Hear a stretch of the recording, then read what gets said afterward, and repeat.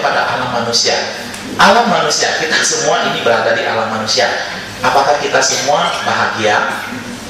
Mungkin ya di sini kita mungkin tidak benar-benar bahagia juga.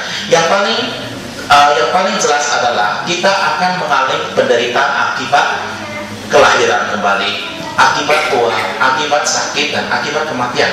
Di samping daripada itu, kita juga menderita karena adanya penderitaan itu sendiri. Sifat karakteristik dari keberadaan penderitaan itu. Kita menderita juga karena perubahan-perubahan. Kita menderita juga karena krisis ekonomi yang mendera kita. Ya, kita menderita karena segala keinginan yang kita inginkan tidak kita capai.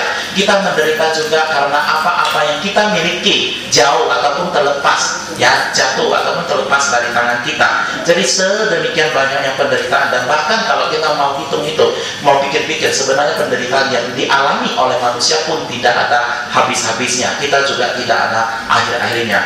Jadi di sini dikatakan bahwasanya kita ini ibaratnya adalah seperti seekor lebah yang berada di dalam satu botol yang tertutup, dengan sangat ketat sekali, dan kita berusaha ya terbang keluar, jadi kita berusaha untuk terbang ke atas, ke bawah, ke atas, ke bawah.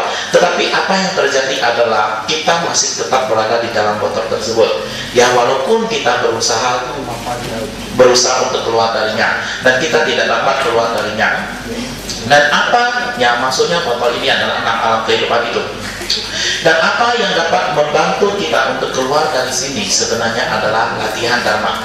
Latihan dharma itu adalah merupakan satu-satu caranya yang dapat membuka penutup botol tersebut. Kalau tidak, maka tidak ada jalan lain yang kita dapat keluar daripada alam samsara ini.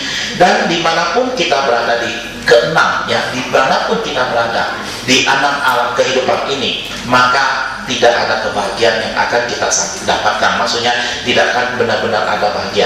Oleh sebab itu, maka adalah, dan dengan demikian maka adalah justru pengetahuan ini membuat kita untuk menjadi lebih terdesak ataupun merasa urgent untuk mempraktekkan dharma.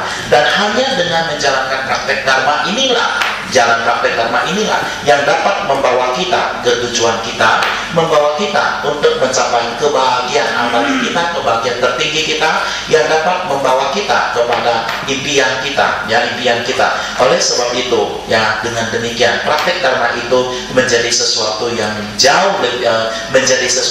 jauh lebih penting. Dan di sini ya Rinpoche mengatakan bahwasanya ya di dalam hidup kita, di sini Rinpoche mengatakan bahwasanya beliau benar-benar mengharapkan kita benar-benar dapat menjalankan praktek dharma itu sebanyak mungkin. Dan memang beliau menyadari bahwasanya kita yang hidup di kota besar yang mungkin adalah tidak segampang yang dibayangkan untuk dapat menjalankan praktek dharma, karena kita harus terlibat di dalam banyak sekali hal-hal dan aktivitas-aktivitas yang mana yang akan dapat mengganggu ya pikiran kita daripada latihan dharma. Dan memang hal itu adalah tidak gampang.